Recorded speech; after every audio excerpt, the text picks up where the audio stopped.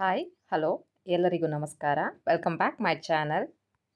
ಇವತ್ತಿನ ನಮ್ಮ vlog busy morning mom routine.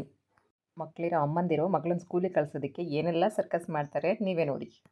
Cleaning, ಹೊಸ್ಲು ಪೂಜೆ ಎಲ್ಲ ಮುಗೀತು. ನಮ್ಮೂರಷ್ಟರಲ್ಲಿ ಪೂಜೆ ಮಾಡಿದರು. ನಮ್ಮವ್ರು ಪೂಜೆ ಮಾಡೋದ್ರಲ್ಲಿ ನಮ್ಮವ್ರು ತುಂಬಾ ಪೂಜೆ ಚೆನ್ನಾಗಿ ಮಾಡ್ತಾರೆ. ಒಂದು ಆನೆಸ್ಟಾಗಿ ಹೇಳಬೇಕು ಅಂದರೆ ನನ್ನ ಹಸ್ಬೆಂಡ್ ಒಂದು ದಿನ ಪೂಜೆ ಸ್ಕಿಪ್ ಮಾಡಲ್ಲ, ಡೈಲಿ ಪೂಜೆ ಮಾಡ್ತಾರೆ. ವೀಕೆಂಡ್ ಅಂದ್ಬಿಟ್ಟು ಸಂಡೇ ಒಂದು ದಿನ ನಮ್ಮನೆ ಪೂಜೆ ಇರಲ್ಲ, ಅದು ಬಿಟ್ಟರೆ ಡೈಲಿ ಪೂಜೆ ಮಾಡ್ತೀವಿ. ಸರಿ ಟಿಫನ್ ಮಾಡೋಣ ಅಂದ್ಬಿಟ್ಟು ಕಿಚನ್ಗೆ ಹೋದೆ. ಇವತ್ತೇನು ಪ್ಲ್ಯಾನ್ ಮಾಡಿರಲಿಲ್ಲ ನಾನು. ಸರಿ ಏನು ಮಾಡೋಣ ಅಂತ ಯೋಚನೆ ಮಾಡುವಾಗ ದೋಸೆ ಮಾಡಿಬಿಟ್ಟು ಕಾಯಿ ಚಟ್ನಿ ಮಾಡೋಣ ಅನ್ನಿಸ್ತು. ಸರಿ ಎಲ್ಲ ರೆಡಿ ಮಾಡಿಕೊಂಡೆ ದೋಸೆ ಮತ್ತು ಕಾಯಿ ಚಟ್ನಿಗೆ. ಏನು ದೋಸೆ ಅಂದರೆ ಗೋಧಿ ಹಿಟ್ಟು, ಸ್ವಲ್ಪ ರವೆ, ಸ್ವಲ್ಪ ಅಕ್ಕಿ ಹಿಟ್ಟು, ಅದನ್ನು ಮೂರೂ ಚೆನ್ನಾಗಿ ಕಲಿಸ್ಕೊಂಡು ಇಟ್ಕೊಂಡಿದ್ದೀನಿ. ಸಿಂಪಲ್ ದೋಸೆ ಅಷ್ಟೇ. ಟಿಫಿನ್ ಎಲ್ಲ ರೆಡಿ ಆಯಿತು. ನಮ್ಮವ್ರು ಡ್ಯೂಟಿಗೆ ಹೊರಟ್ರು. 7:30 ಅಷ್ಟರಲ್ಲಿ ಅವ್ರು ಕ್ಯಾಬಲ್ಲಿ ಇರಬೇಕು.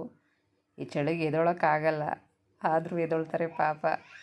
ಓಕೆ, ಚಿನ್ನಿ ಬಾಕ್ಸ್ಗೆ ದೋಸೆ ತಿನ್ನಲ್ಲ, ಅದಕ್ಕೆ ಅವಳಿಗೆ ಪಪ್ಪಾಯ ಇತ್ತು, ಅದನ್ನು ಕಟ್ ಮಾಡಿಬಿಟ್ಟು ಒಂದೆರಡು ಪೀಸ್ನ ಹಾಕಿದೆ. ಎರಡು ಟೈಮು ಇವಾಗ ಟಿಫನ್ಗೂ ದೋಸೆ ತಿನ್ನಿಸಿ ಬಾಕ್ಸ್ಗೂ ಅದನ್ನೇ ತೊಗೊಂಡೋಗು ಅಂತ ಅಂದರೆ ತಿನ್ನಲ್ಲ, ಬಾಕ್ಸ್ ಹಾಗೆ ತೊಗೊಬರ್ತಾಳೆ. ಅದಕ್ಕೆ ಸ್ವಲ್ಪ ಫ್ರೂಟ್ಸ್ ಹಾಕಿದೆ. ಸರಿ ಪಾಪು ಎಬ್ರಿಸೋಣ ಅಂದ್ಬಿಟ್ಟು ಹೋದೆ. ನೋಡಿ ಇನ್ನೂ ಮಲ್ಕೊಂಡೇ ಇದೆ, ಬಾಯಿ ಕಳ್ಕೊಂಡು. ಎಬ್ರಿಸೋ ತನಕ ಎದ್ದೋಳಲ್ಲ. ಸ್ಕೂಲ್ಗೆ ಏನಾದರೂ ರಜಾ ಇದ್ದರೆ ಆ ದಿನ ಬೇಗನೆ ಎದ್ದಿರ್ತಾಳೆ. ಒಂದು 10 ನಿಮಿಷ ಒದ್ದಾಡಿ ಎದ್ಬಿಡ್ತಾಳೆ. ಎದ್ದೊಳೋದಕ್ಕೇನು ಹಠ ಮಾಡಲ್ಲ. ಇಡೀ ಹಾಸಿಗೆ ತುಂಬ ಒದ್ದಾಡೋದು, ಆ ಕಡೆ ತಿರ್ಗೋದು ಈ ಕಡೆ ತಿರ್ಗೋದು. ಅಷ್ಟರಲ್ಲಿ ನನ್ನ ಪಾಪಗೆ ಸ್ನಾನಕ್ಕೆ ಅಂದ್ಬಿಟ್ಟು ಬಟ್ಟೆ ಎಲ್ಲ ರೆಡಿ ಮಾಡಿದೆ. ಒಂದು ಪಾಪು ಎದ್ಬಿಟ್ಟು ಕುತ್ಕೊಂಡೇನೋ ಬುಕ್ಕಿಗೆ ಕಲರ್ ಏನೋ ಮಾಡ್ತಾಯಿದ್ಲು. ಅಷ್ಟರಲ್ಲಿ ನಾನು ಒಂದು ಲೋಟ ನೀರು ತಂದುಬಿಟ್ಟು ಕುಡಿಸ್ಕೊಂಡು ಸ್ನಾನಕ್ಕೆ ಕರ್ಕೊಂಡು ಹೋದೆ. ಸ್ನಾನ ಮಾಡೋದಂದರೆ ತುಂಬಾ ಇಷ್ಟ. ಚಿಕ್ಕ ಪಾಪು ಥರ ಬಕೆಟ್ ಒಳಗೆ ಕೂರಿಸು ಮಮ್ಮಿ ಅನ್ನೋದು ಟೈಪ್. ಮಕ್ಳಿಗೆ ಅಲ್ಲೂ ಉಜ್ಜೋದೆ ಹಿಂಸೆ. ಸ್ಟೋರಿ ಹೇಳ್ಕೊಂಡು ಅಲ್ಲೂ ಉಜ್ಜಿಸ್ಬೇಕು. ಸ್ನಾನ ಮಾಡ್ಕೊಂಡು ಖುಷಿಯಿಂದ ಓಡಿ ಬರೋದು. ಕ್ರೀಮು ಪೌಡ್ರೆಲ್ಲ ಹಚ್ಚಿ ಯೂನಿಫಾರ್ಮ್ ಹಾಕಿ ರೆಡಿ ಮಾಡಿದೆ. ಪಾಪು ದೇವ್ರ ಮುಂದೆ ಹೋಗ್ಬಿಟ್ಟು ನಮಸ್ಕಾರ ಮಾಡ್ತಾ ಇದ್ದಾಳೆ. ಅಷ್ಟರಲ್ಲಿ ನಾನು ಒಂದು ದೋಸೆ ಹಾಕೋಬರೋಣ ಅಂದ್ಬಿಟ್ಟು ಹೋದೆ. ಫಸ್ಟೇ ಹಾಕಿಟ್ರೆ ತಣ್ಣಗಾಗ್ಬಿಡುತ್ತೆ, ಅದಕ್ಕೆ ಬಿಸಿದಾಗಿ ತಿನ್ನಿಸೋಣ ಅಂದ್ಬಿಟ್ಟು ಒಂದು ದೋಸೆ ಹಾಕ್ತಾಯಿದ್ದೀನಿ. ಪ್ರಾಬ್ಲಮ್ ಏನಂದರೆ ಈ ಮಕ್ಳಿಗೆ ತಿನ್ನಿಸೋದೇ ದೊಡ್ಡ ಟಾಸ್ಕ್ ಆಗಿಬಿಡುತ್ತೆ. ಯಾವ ಥರ ಅಂದರೆ ಒಂದು ಬುಕ್ ತಿನ್ನಿಸಿದ್ರು ಸೈಡಲ್ಲೇ ಇಟ್ಕೊಂಡಿರೋದು. ಅದು ಒಂದು 10 ನಿಮಿಷ ಆದರೂ ಕೂಡ ನುಂಗಲ್ಲ, ಹಾಗೆ ಇಟ್ಕೊಂಡು ಗಂಟೆಗೆ ಒಂದೊಂದು ತಿಂತಾಳೆ. ದೋಸೆ ಹಾಕುವಾಗೆ ಹೇಳ್ತಿರ್ತಾಳೆ, ಮಮ್ಮಿ ನನಗೆ ಒಂದು ದೋಸೆ ಸಾಕು, ಒಂದು ದೋಸೆ ಸಾಕು ಅಂತ. ಈಗ ನೋಡಿ ಹೆಂಗೆ ತಿಂತಾಳೆ. ಒಂದೇ ಒಂದು ಬುಕ್ಕು ಬಾಯಲ್ಲಿ ಹಾಕಿದ್ರೆ ಬಾಯಿಗೆ ಹಾಕ್ಕೊಂಡು ಸೈಡ್ಗೆ ಹಾಕ್ಕೊಬಿಡ್ತಾಳೆ. ಇಷ್ಟೊತ್ತಾದರೂ ನುಂಗಲ್ಲ. ಇದೇ ನನ್ನ ಮಗಳು ಪ್ರಾಬ್ಲಮ್ಮು. ಟೈಮ್ ಆಯಿತು ಕಂದ, ನುಂಗು, ವ್ಯಾನ್ ಬರುತ್ತೆ ಅಂತ ಹೇಳ್ತಾನೇ ಇರಬೇಕು. ಎಷ್ಟು ಹೇಳಿದ್ರು ಕೇಳಲ್ಲ, ಅಂತಾಳೆ, ಮತ್ತು ಅದನ್ನೇ ರಿಪೀಟ್ ಮಾಡ್ತಾಳೆ. ಒಂದು ದೋಸೆ ತಿನ್ನಿಸ್ಬಿಟ್ರೆ ಸಾಕು ಸಾಕು ಅಂತ ಸ್ಟಾರ್ಟ್ ಮಾಡಿಬಿಡ್ತಾಳೆ. ನೋಡಿ ಏನೋ ಸಂಶೋಧನೆ ಮಾಡ್ತಾಯಿದ್ದಾಳೆ ಅಲ್ವಾ. ಈ ಮಕ್ಕಳಿಗೆ ಜಂಕ್ ಫುಡ್ ಕೊಟ್ಟರೆ ಬೇಗ ತಿಂದು ಮುಗಿಸ್ಬಿಟ್ಟು ಮತ್ತೂ ಬೇಕು ಅಂತ ಕೇಳ್ತಾರೆ. ಅದೇ ಮನೆ ಫುಡ್ ಕೊಟ್ಟರೆ ಇಷ್ಟೊತ್ತಾದರೂ ತಿನ್ನಲ್ಲ, ಸಾಕು ಅಂತ ಸ್ಟಾರ್ಟ್ ಮಾಡಿಬಿಡ್ತಾರೆ. ಸ್ಕೂಲಿಂದ ಫೋನ್ ಬಂತು, ವ್ಯಾನ್ ಬಂದಿದೆ. ಸರಿ ಸ್ವಲ್ಪ ನೀರು ಕುಡಿಸ್ಬಿಟ್ಟು ಕರ್ಕೊಂಡು ಹೋಗೋಣ ಅಂದ್ಬಿಟ್ಟು ಒಂಚೂರು ನೀರು ಕುಡಿಸ್ತಾ ಇದ್ದೀನಿ. ಬಾಯಲ್ಲೇ ಇಟ್ಕೊಂಡಿದ್ದಾಳೆ ನೋಡಿ. ಖುಷಿ ವಿಷಯ ಏನು ಅಂದರೆ ಸ್ಕೂಲಿಗೆ ಹೋಗೋದಕ್ಕೆಲ್ಲ ಹಠ ಮಾಡಲ್ಲ, ಬೇಗ ಹೊರಟ್ಬಿಡ್ತಾಳೆ. ಮಮ್ಮಿ ರೆಡಿ ಆಯಿತು ಬಾ ಹೋಗೋಣ ಅಂತ ಅವಳೇ ಸ್ಟಾರ್ಟ್ ಮಾಡ್ಕೊತಾಳೆ. ಅದೇ ಖುಷಿಯಾಗುತ್ತೆ. ರೋಡಲ್ಲಿ ಹೋಗ್ಬೇಕಾದ್ರೆ ಸುಮ್ಮನೆ ಹೋಗಲ್ಲ, ಡ್ಯಾನ್ಸ್ ಮಾಡ್ಕೊಂಡು ಓಡ್ಕೊಂಡು ಓಡೋಗ್ತಾ ಇರ್ತಾಳೆ. ಭಯ ಆಗ್ತಿರುತ್ತೆ ಅವಳು ಓಡೋದು ನೋಡಿದ್ರೆ. ಪಾಪನ ಸ್ಕೂಲಿಗೆ ಬಿಟ್ಬಿಟ್ಟು ಬಂದಾಯಿತು.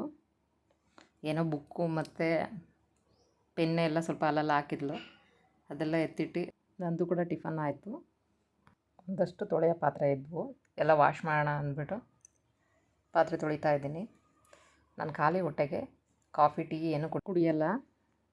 ಟಿಫನ್ ಆಯ್ತಲ್ವಾ, ಈ ಚಳಿಗೆ ಸ್ವಲ್ಪ ಟೀ ಕುಡಿಬೇಕು ಅನಿಸುತ್ತೆ. ಟೀನ ಸ್ಟವ್ ಮೇಲೆ ಇಟ್ಟಿದ್ದೀನಿ. ಮಾಡೋಕ್ಕೊಂದಷ್ಟು ಕೆಲಸ ಇದ್ದಾವೆ. ಬಟ್ಟೆನ ಮಿಷನ್ಗೆ ಹಾಕಬೇಕು, ಅಡುಗೆ ಸ್ಟಾರ್ಟ್ ಮಾಡಬೇಕು.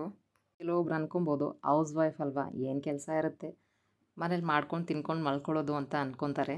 ಇವಾಗ ಹೌಸ್ ವೈಫ್ ಆದರೂ ಕೂಡ ಅವ್ರವ್ರ ಜವಾಬ್ದಾರಿ ಅವ್ರು ನಿಭಾಯಿಸಲೇಬೇಕಲ್ವಾ. ಮನೆ, ಮಗು, ಗಂಡ, ಅದ್ರ ಜೊತೆ ನಮಗೂ ಕೂಡ ನಾವು ಟೈಮ್ ಕೊಡ್ಕೋಬೇಕು. ಪ್ರತಿಯೊಬ್ಬರಿಗೂ ಅವ್ರದ್ದೇ ಆದ ರೆಸ್ಪಾನ್ಸಿಬಿಲಿಟಿ ಇರುತ್ತೆ.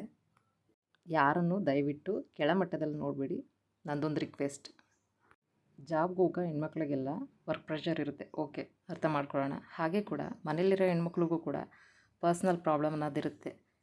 ಹೆಲ್ತ್ ಇಶ್ಯೂ ಆಗಿರ್ಬೋದು, ಫೈನಾನ್ಷಿಯಲ್ ಪ್ರಾಬ್ಲಮ್ ಆಗಿರ್ಬೋದು, ಅಥವಾ ಬೇರೆಯೇ ಸಮಸ್ಯೆ ಇರ್ಬೋದು. ಮಗು ನೋಡ್ಕೊಳ್ಳೋರು ಇದ್ದಿದ್ರೆ ನಾನು ಕೂಡ ಜಾಬ್ಗೆ ಹೋಗ್ತಾಯಿದ್ದೆ. ಹಾಗಂದ್ಬಿಟ್ಟು ನಾವು ಯಾರನ್ನೂ ದೂಷಿಸ್ತಾ ಇಲ್ಲ. ನಮ್ಮ ಮಗು ನಮ್ಮ ರೆಸ್ಪಾನ್ಸಿಬಿಲಿಟಿ ಅಷ್ಟೇ ಅಲ್ವಾ? ಪಾತ್ರೆ ಎಲ್ಲ ತೊಳೆದಿದ್ದಾಯಿತು. ಒಂದು ಕಪ್ ಟೀ ಕುಡಿಯೋಣ ಅಂದ್ಬಿಟ್ಟು ಕೂತ್ಕೊಂಡೆ. ಇವತ್ತಿನ ನ್ಯೂಸ್ ಏನಿದೆ ಅಂದ್ಬಿಟ್ಟು ಟಿ ವಿ ನೋಡೋಣ ಅಂದ್ಬಿಟ್ಟು ಒಂದು 10 ನಿಮಿಷ ನ್ಯೂಸ್ ಅಪ್ಡೇಟ್ಸ್ ಹಾಕ್ಕೊಂಡೆ. ಅಡುಗೆ ಎಲ್ಲ ಸ್ಟಾರ್ಟ್ ಆಯಿತು. ಅಷ್ಟರಲ್ಲಿ ಪಾಪು ಬಂದೇ ಬಿಟ್ಲು. ಟೈಮ್ ಎಷ್ಟು ಬೇಗ ಆಗುತ್ತೆ ಅನ್ನೋದೇ ಗೊತ್ತಾಗಲ್ಲ. ಸ್ಕೂಲಲ್ಲಿ ಆ್ಯಕ್ಟಿವಿಟೀಸ್ ಮತ್ತು ಸ್ಪೋರ್ಟ್ಸ್ ಏನೋ ಇತ್ತಂತೆ. ಅಲ್ಲಿಂದನೇ ಕೂಕೊಂಬರ್ತಾಯಿದ್ಲು ನನ್ನ ಮಗಳು. ಮಮ್ಮಿ ಇವತ್ತೇನೋ ಕೊಟ್ಟಿದ್ದಾರೆ ಮ್ಯಾಮು, ನಾನು ತೋರಿಸ್ತೀನಿ ನೋಡು ಅಂತ ಅಂದ್ಲು. ನಾನು ವಿನ್ ಆದೆ ಅಂದ್ಬಿಟ್ಟು ಒಂದು ಶೀಲ್ಡ್ ಮತ್ತು ಒಂದು ಸರ್ಟಿಫಿಕೇಟ್ ಏನೋ ಕೊಟ್ಟಿದ್ದಾರೆ, ನೋಡು ಮಮ್ಮಿ ಅಂತ ಅಂದ್ಲು. ಅದು ಎಷ್ಟು ಖುಷಿನೋ ಅವಳ ಕಣ್ಣಲ್ಲಿ. ಹೇಳುವಾಗ ಫುಲ್ಲು ಎಕ್ಸೈಟ್ ಆಗಿಬಿಟ್ಟಿದ್ದಾಳೆ. ಮಕ್ಕಳಿಗೆ ಸ್ಕೂಲಲ್ಲಿ ಏನಾದರೂ ಚೇರಪ್ ಮಾಡಿದ್ರೆ ಅದೆಷ್ಟು ಖುಷಿಯಾಗುತ್ತೋ. ಇದೇ ನೋಡಿ ನಮ್ಮ ಪಾಪು ಫಸ್ಟು ಟ್ರೋಫಿ.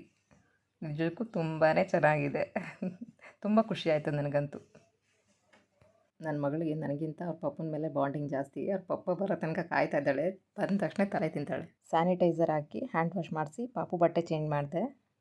ಇದಾಗಿತ್ತು ನನ್ನ ಇವತ್ತಿನ ವ್ಲಾಗ್. ಐ ಹೋಪ್ ಎಲ್ರಿಗೂ ಇಷ್ಟ ಆಯಿತು ಅಂತ ಭಾವಿಸ್ತೀನಿ. ಇಷ್ಟ ಆದರೆ ದಯವಿಟ್ಟು ಲೈಕ್ ಮಾಡಿ, ಕಮೆಂಟ್ ಮಾಡಿ. ಯಾರೆಲ್ಲ ನಮ್ಮ ಚಾನಲ್ನ ಸಬ್ಸ್ಕ್ರೈಬ್ ಆಗದೆ ನೋಡ್ತಾಯಿದ್ರು ದಯವಿಟ್ಟು ಸಬ್ಸ್ಕ್ರೈಬ್ ಆಗಿ. ಮುಂದಿನ ವಿಡಿಯೋಗಳಲ್ಲಿ ಮತ್ತೆ ಸಿಗೋಣ. Thank you for watching.